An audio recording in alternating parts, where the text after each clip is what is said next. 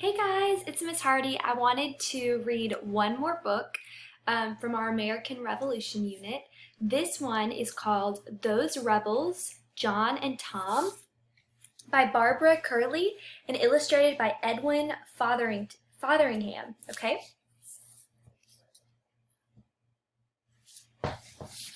Okay, and remember, rebels is another name for patriots, right? And I love this book because, oh my gosh, it just has such pretty artwork. And it kind of makes it feel like a cartoon. Okay.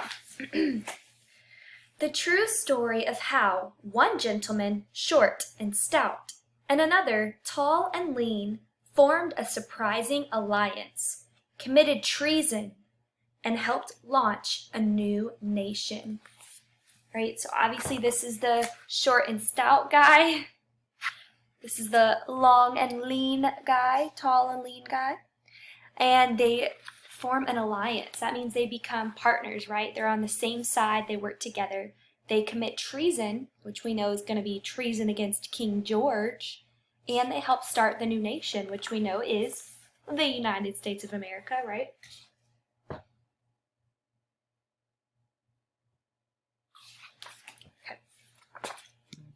When John Adams and Thomas Jefferson were young, they were very different. Okay, so we know that Tom is Thomas Jefferson, John is John Adams, okay, these are founding fathers. So I'm going to show you these pictures and then we'll kind of talk about it a little bit. There's where John Adams lived, and you can tell, look, his little baby bed was in a drawer, okay? So that probably, we can infer that maybe his family didn't have a lot of money. He didn't come from a wealthy family if his bed was in a drawer, right? He didn't have his own baby bed. Oh, look, and look, he's actually crawled out of his bed and is crawling away. So maybe he was a mischievous little boy and he got into trouble, I don't know. And then at the top, this is Thomas Jefferson's life as a child. And look at his fancy bedroom. He's got toys, chandelier, and fancy crib. And no, he's not crawling away. He's sound asleep. Okay. John Adams, John skipped school to fly kites and shoot marbles. He loved swimming, hunting, wrestling, and the occasional boxing match just for kicks. So remember, John's the baby that crawled out of his bed, out of the drawer, and apparently he skips schools, he gets in fights. There he is, okay? And let's see about Tom. Tom didn't skip school. He skipped recess to study Greek grammar. He loved dancing, playing the violin, and reading all the books in his father's library. Wow, so Thomas Jefferson was way different as a little boy. He skipped recess to go read. Here he is reading in the library.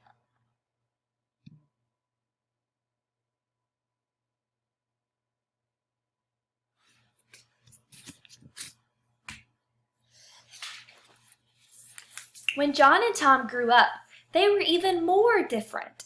John liked to talk and talk. In college, he joined a debating club so that he could talk some more. And when he became a lawyer, he found he could talk for hours without using any notes, a handy skill in the courtroom. He loved nothing more than to battle wits in a lively argument. So he loved to argue and talk. He was passionate. Remember, he's the one that would skip school and get into mischief, okay? Tom, on the other hand, the reader, right? He was raised wealthy and he loves to read. He loves to learn. He was shy and he dreaded speaking in front of people. Talking too loudly made his voice hoarse. When he became a lawyer, he found he didn't enjoy presenting cases to the jury, a bit of a problem in the courtroom. He hated arguments. If he had an idea, he quietly wrote it down. All right. So John Adams loves to argue and be loud. And Thomas Jefferson is smart too, and he's a lawyer too, but he would rather quietly write his ideas down. He doesn't like to argue. So they are very different men. John lived in a sturdy farmhouse in Braintree, Massachusetts.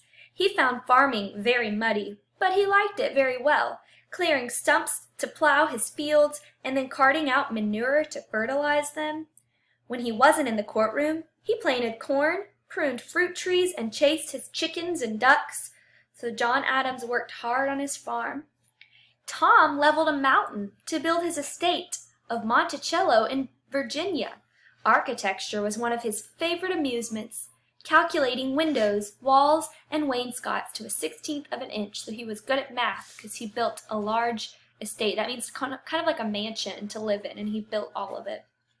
When he wasn't in the courtroom, he maintained his accounts, surveyed his lands, and dined on chicken and duck. All right, so John Adams didn't have a lot of money, so he had to work really hard and do all the dirty work on his farm. But Thomas Jefferson had more money, so he had people doing the hard work for him.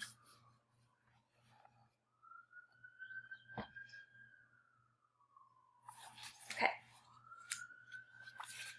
John and Tom were indeed very different, but they did have two things in common.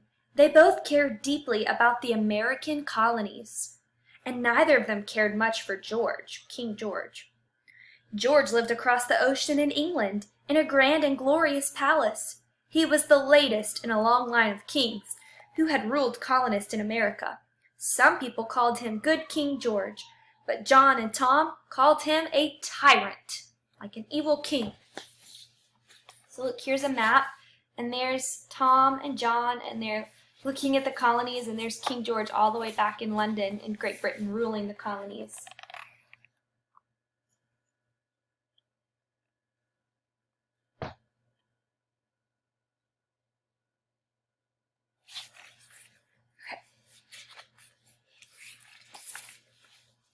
George and his government took away Americans' right to a fair trial. They shut down public meetings. George's army occupied the city of Boston, and his navy patrolled the Atlantic Ocean from England clear to the Virginia coast. When John stayed in Boston for work, George's troops exercised early in the morning. Fifes squealing, feet stomping, and drums rat-a-tat-tatting. How was anyone supposed to sleep through a racket like that? When Tom sent his tobacco downriver to market from his farm, he could sell it to no country but England, whatever the price. Remember the Navigation Acts? He could only trade with England, and that made him mad.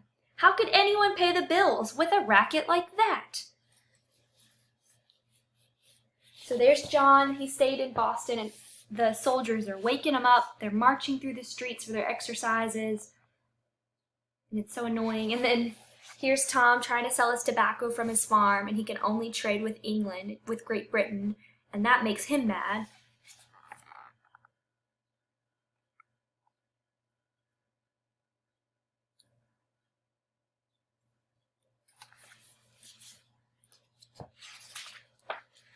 And then there were all those taxes. A tax on sugar, on coffee and tea, on glass, on paint, and on calico cloth, newspapers, contracts, even decks of cards. King George and his government taxed them all.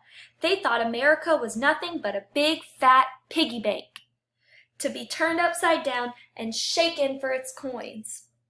And so, in the fall of 1774, a group of Americans planned a meeting in Philadelphia, a Continental Congress, to figure out what to do next. Something had to change. All right, so here's all the poor colonists paying all these taxes to the tax collector, and there's how they imagined King George with the colonies as a big piggy bank, dumping out all his money, getting all his money from them.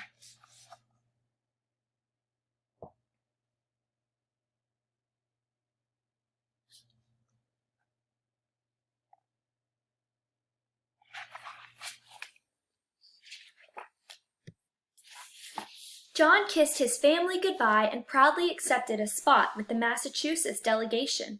When he reached Philadelphia, he was struck by the neatly laid out streets and the elegant buildings, and oh, the food! But when he met his fellow delegates, he fretted. Fretted means like worried. Each man had his own character and temper, his own principles and views. Somehow these 50 gentlemen, total strangers, would need to join forces. John thought the fledgling Congress, a nursery of American statesmen. Could he and the other delegates learn how to unite the separate colonies in one common purpose? Those 50 men that don't know each other that have to all agree on how to get this country from King George and how to start America. They all have different ideas and opinions, and they have to all learn to get along. There's all the food that he was excited about, and there's all the men with all their different ideas, the 50 men. Day after day, the delegates met to discuss their problems with George. "Tedious indeed is our business, slow as snails," John wrote home to his wife Abigail. Choosing a course of action would not be easy. Okay, so the Continental Congress took a long time for all 50 men to share all their ideas and their complaints and come up with one plan. And so John Adams wrote to his wife that it was as slow as snails. It was taking so long to make a decision. Here's all the men sitting around talking, trying to decide what to do.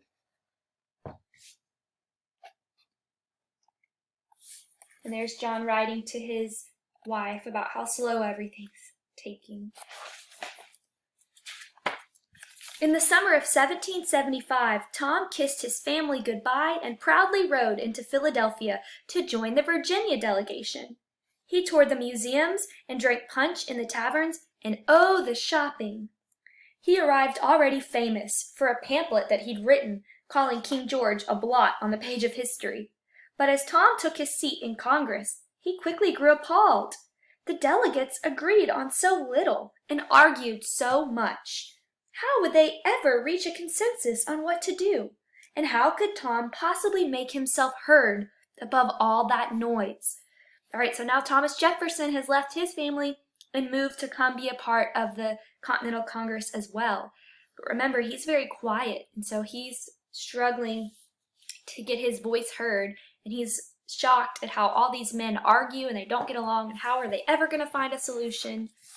How are they ever going to be able to find a way to overthrow King George? So there he is arriving.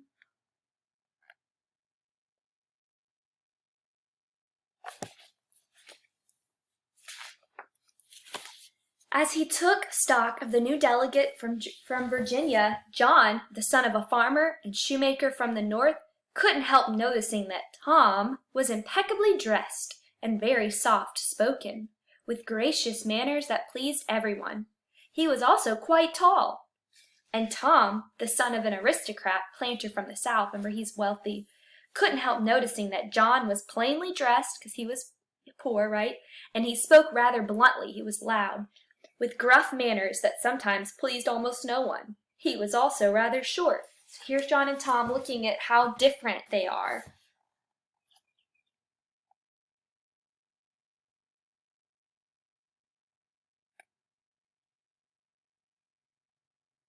They're very different from each other. Congress had just established a Continental Army to fight for the colonist rights, and Tom had brought to Philadelphia a powerful weapon of his own, a pen, and the skill to use it better than almost any man in America. He was one of the best writers at that time.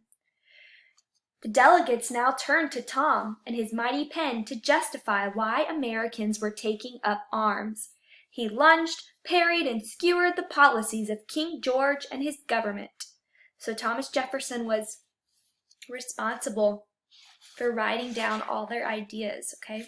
So here he is with his pen, and that's what he's using to fight King George, is his writing skills. They want him to write down all of their ideas.